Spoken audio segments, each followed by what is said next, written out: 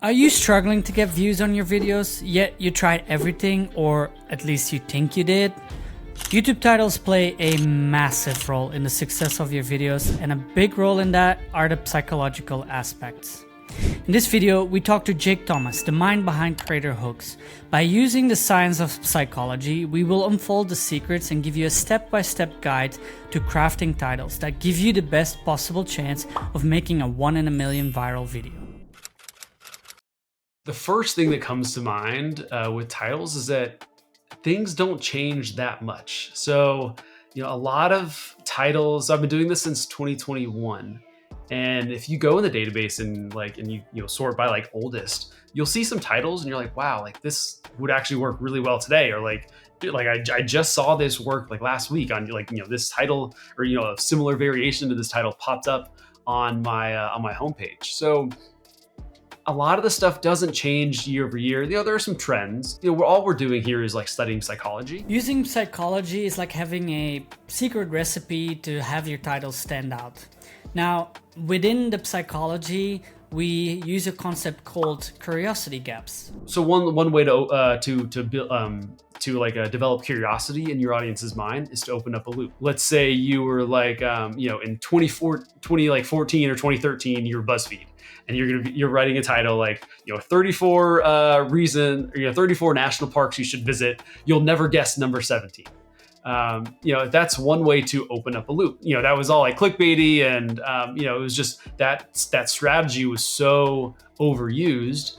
But you can still use the same strategy, just in a slightly different way. The one national park that you have to visit, this summer or something. So it's still talking about you have to visit this one national park. You'll never believe this, but we're not being a little over dramatic, but we're still kind of leaving you on a cliffhanger. We're not specifying what that national park is or whatever that thing is.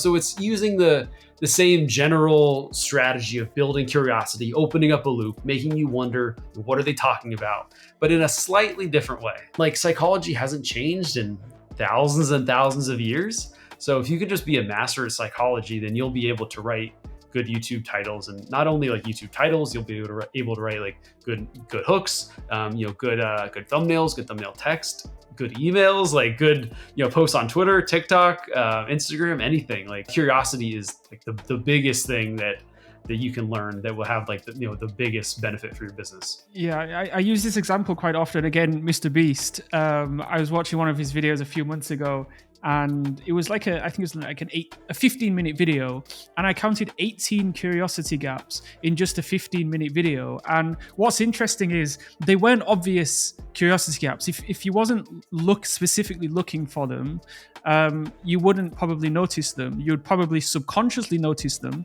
but not consciously. I love that, and I think that if more people thought in okay, how do I tease and get people excited about something, I think that your content will be better. Of course, you have to deliver on that. You've got to make a good title or a good video, and you have to make good content. But that's curiosity is the way to get people interested in staying for your content. Curiosity gaps basically make your title irresistible to click.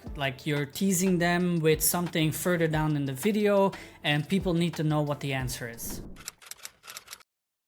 Right, so let's get practical. So we're not looking to get flashy at all, especially in your thumbnails and using clickbaity words in your titles, but we want to build that connection with the audience and basically enhance your content. Now, Jake Thomas has his own proven formula, so let's have a listen. How do you approach A/B testing in title? What's your main approach to come up with a title? Are you coming up with an idea, then a title, or you come up with a title, work out the idea? What's your thinking process? That's a good question. So there are two methods that I use for the most part to come up with ideas. The first, I call it the DJ Khaled method. This is when you remix proven titles on YouTube for your niche. So that was the method I mentioned earlier. So this finance channel, they did 10 best credit cards of 2024. For our fishing channel, we did 10 best trout lures of 2024. So that's I'll scroll through some adjacent channels, and that's really what Creator Hooks is. It's just the DJ Khaled method, just bringing in stuff from outside of other niches into and and teaching you, how to use it for your channel. So I'll do that. And so I'll do that. I'll also, actually, no, there are three ways. One thing, I'll look at my competitors' channels, and I'll see like, all right, what is working for them now and what is working for them like, all time. I'll either try to put a spin on that video if I can, I'll create something similar. I feel like in most niches, like there are just topics that work kind of all the time, and like you just have to make your version of that video. One example might be like, X years of, 10 years of experience in 10 minutes, like 10 years of business experience in 10 minutes, 10 years of like cooking experience in 10 minutes. So yeah, probably everybody is going to make their own version of that. And then also just looking for like kind of trends, like, I'll look at their most recent outliers, and I'll look at their most popular videos. And for many niches, there are like 5 things that work really well. So let's say I had like, how to start a YouTube channel, getting more views works well all the time. Getting more subscribers, like, monetizing, those might be like my 3 main topics. And then I'll keep those in mind as I'm kind of remixing other, ideas from other niches. But then I'll also take those 3 topics and I'll run them through what I call like click triggers. So like curiosity. So, okay, how can I write these 3 topics like with a curiosity angle? Like fear is another click trigger. How can I write these, titles for these ideas like with a fear angle? Or like desire. How can I write these, ideas like with a desire angle? Those are a couple different ways where I come up with ideas. And then as far as A/B testing, I love A/B testing. Like one of the big things I like about A/B testing is that you can just see what works for your channel. So like, yes, like obviously when you're A/B testing, you want to try to optimize a video and find the best title and thumbnail. My favorite thing is like, let me just learn more about what works on my channel, like what works with my audience, what works in general. So I have just like I'll look through all of my past A/B tests, and I'll come up with theories, and then I'll test those in like another video idea or another A/B test, and just really trying to get to know my audience and get to know what makes a good title, what makes a good thumbnail. So besides what you just talked about, there's another principle called first person pronouns. We use this all the time. Instead of how to make $1 million, what is very generic and not targeted at anything or very credible, to how I made $1 million. Like, of course, make sure you made $1 million before you make that video, but you get the idea. I love credibility. And I think like, especially with, where we're going with all this AI and stuff, like credibility and authenticity are like kind of the only things we have, because we're competing against computers, like, we're real people. So, how I did something is great. However, I think it really depends on the channel, where some channels, the how-to videos do better. And those seem to be more topic and goal-oriented channels versus like, maybe people like love the creator. So like if I watch Mr. Beast, for example, like I want to see how I videos, because I love Mr. Beast. Like I want him to talk about like his experiences. But if I'm watching like, just like some random, like, video about like how to do your taxes, I don't know.